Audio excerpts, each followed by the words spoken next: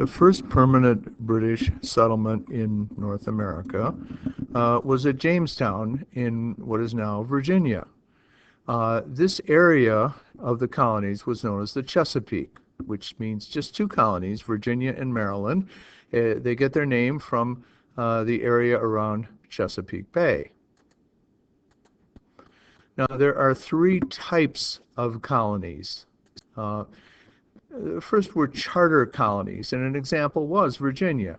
A company actually ran the colony, the London Company of Virginia, and they were in this to make a profit. That's why they did it. The reason the king, the crown, gave them the right to do this is that the company then would be responsible for covering the expenses of the voyages. The second type of colony is a compact colony. That means that people themselves made an agreement with each other to form a government. And an example of this is the Plymouth colony in New England. We'll study that more when we get to New England. The third type is called a proprietary colony, and Maryland is an example of that. The king gave land to one person to use and to run. That person was known as a proprietor, somebody who runs the colony. The kings typically did this to get out from under debt. He owed a lot of money to the Calvert family, and this was a way that he could pay it off. Now, all of the colonies eventually came under the direct control of the king, and then they became known as royal colonies. So this is really a fourth type of colony, and all of them eventually became royal colonies. The first one to do this was Virginia in 1624, and why that happened we'll talk about in due time. The first permanent British colony is here, as I said. It was away from the coast to protect against possible raids by the Spanish, and they were the bitter enemies of the British at that time. They settled on an island that was given the name Jamestown. Jamestown, of course, refers to King James I. It was named after the English king, who was James I, who was king when Jamestown was founded. Now, there were 105 settlers. All of them were men. This should tell you something. They obviously were not trying to set up, at least at first, they weren't trying to set up a permanent colony, because if you have all men, you're not going to reproduce. You're not going to keep your colony going for many years. They had very unrealistic expectations. They thought they would find gold and get rich. Well, that didn't work. Only 38 of them survived the winter of 1607-1608. So the first indication was that Jamestown was not going to be a very successful colony. They thought they would not only find gold and silver, but they would use the labor of native peoples to do it. So they could just sort of sit back and let somebody else do the work for them, and then take this gold and silver and go off back to England, where they would live in luxury for the rest of their lives. These were typically the younger sons of British noblemen. The land, their father's land, had often gone to the oldest brother in the family, and they were going away to make their fortune, which they hoped would be quick and easy. Now, one dividing line to use in talking about early Virginia is whether tobacco was grown there or not. Because before tobacco, Virginia was a dismal failure. The land around Jamestown was controlled by a group of Indians called the Powhatans, after the leader of that name. In 1608, Captain John Smith arrived and put some order into the operation of the colony. But he had to leave. And in the winter of 1609 and 1610, that was known as the starving time. There simply was not enough to eat. And you will see more about that in the two videos that I've linked here. You can watch them here, or we will watch them in class. And you can review these videos anytime you want by going to the topics section of the website.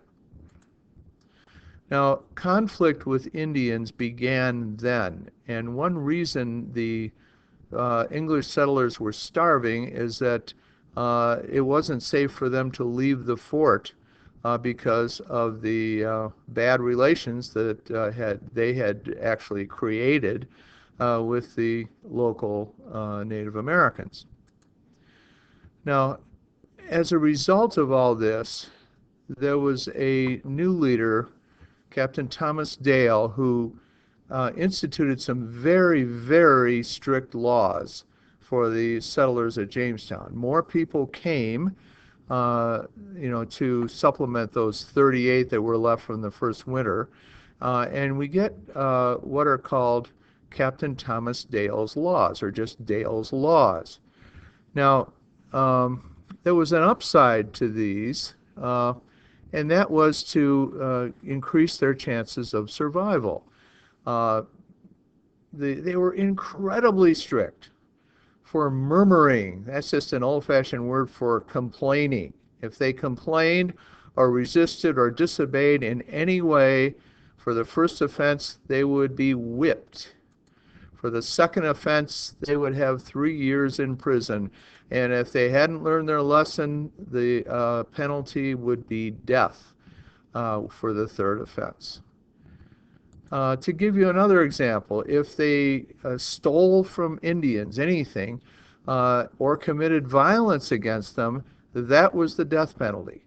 Because that could, the reason for this is it could bring down, all sorts of bad consequences for everyone in the colony. So this was very strictly prohibited. They didn't know much about sanitation. They didn't do the right things to set up a healthy living environment. And so there was a penalty of whipping for dumping dirty wash water within 20 feet of a well. Obviously, they were contaminating the drinking water by doing this. And there's evidence of E. coli bacteria that afflicted the settlers of early Virginia. If they stole food from anyone, including each other, that would result in the death penalty. Now, there's an upside to Dale's laws, and that is that it gave them a better chance to survive. It created more order there. But there was an enormous downside, and that was, how do you attract people to come to a place like that? Okay, come to Virginia and probably die. That was not too appealing.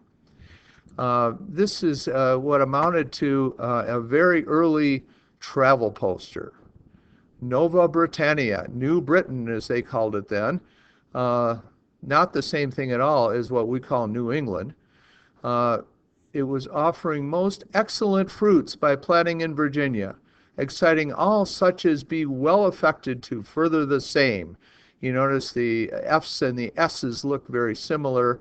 The F has a little crossbar like we have today, and the S looks very much like an S. And this was printed in 1609. So they were obviously trying to convince people to come to Virginia to try to make this colony successful. Now, the key discovery that began to change everything was tobacco, beginning in 1612. An Englishman by the name of John Rolfe married Pocahontas, the daughter of Powhatan. And she taught him how to grow a superior type of tobacco, she and other Native Americans. And this gave the English a reason for Jamestown's existence. It made it work. It was unbelievably profitable to grow this tobacco and sell it as a luxury item in England and in other European countries. It created an enormous demand for labor, and that is key. We're going to be looking later at a separate topic at another PowerPoint on where that labor came from. It's very important. But know for now that one worker in early Virginia could produce 100 times the cost of his labor per year. So if they could get you to come over and work for them, they could make 100 times as much money as it would cost them to bring you over and feed you. Now, if this is true, it should show up in very dramatic increases in the amounts of tobacco produced. And in fact, that happens. In 1616, there were 2,500 pounds of tobacco produced. That's not very much. 2 years later, it was 50,000. By 1640, it was 3 million. By 1688, 28 million. And by the eve of the American Revolution in 1771, it was 105 million pounds of tobacco. Now, Virginia had a reason for its existence. Now, how do they get the workers to come over and do that? Well, eventually most of that work was done by African slaves, but not at first. They brought over people known as indentured servants. And under the system that the company set up, for every worker a landowner could bring, that landowner got 50 acres of land just given to him. That was called the head right system. Now, the worker didn't get the 50 acres. The landowner did. Now, an indenture is very simply defined as a contract. It's a labor contract. A contract is an agreement between two people where, the landowner would agree to certain things and the worker would agree to work for a period of time. This is an image of an indenture. Now, ship captains would often scout the streets of London. There were a lot of poor people in London who really had desperately bad lives. And these ship captains would convince them that they could maybe become great planners themselves if they would just get on that ship and come to Virginia. Of course, this was profitable for the ship captains. Maybe in an inn or tavern, if you gave them a little free, liquid refreshment, you could get them drunk, and then when they woke up, they would be on a ship for Virginia. I'm not saying it happened like that most of the time, but that was not unknown. Now, the reality didn't come anywhere near matching up to the promise. 2/3 of these indentured servants in the early years, it got better later, but in the early years, 2/3 died before they even finished their terms of service. If they did finish, they would get something called freedom dues. They would be given something to start their new life with. Given, if they're lucky, land, maybe a farm animal, maybe a plow. If they're not as lucky, just money.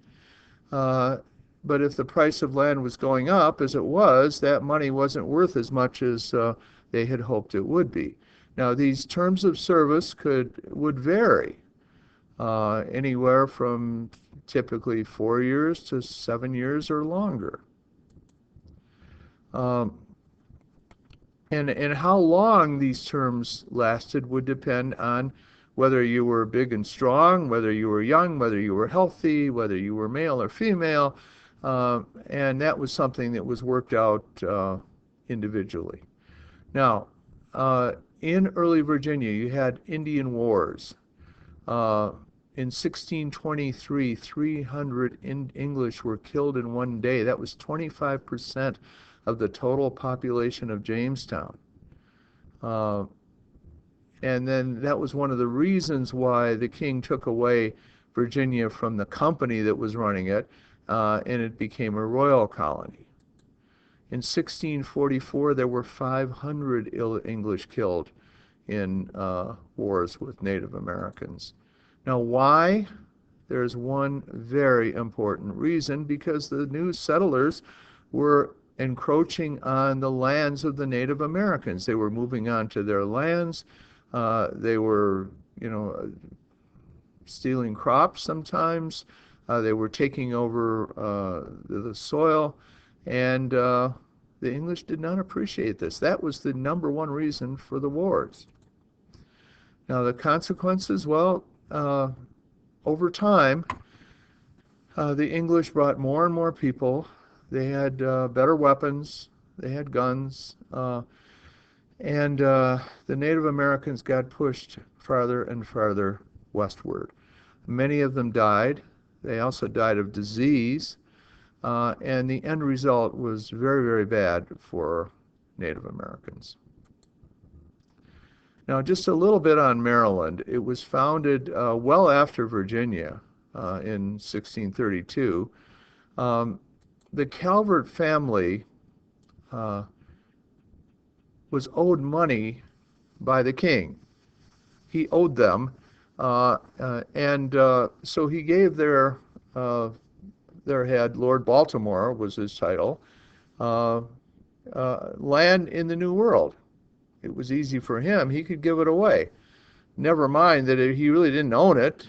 The Native Americans had a much better claim to ownership, but he gave it away anyway.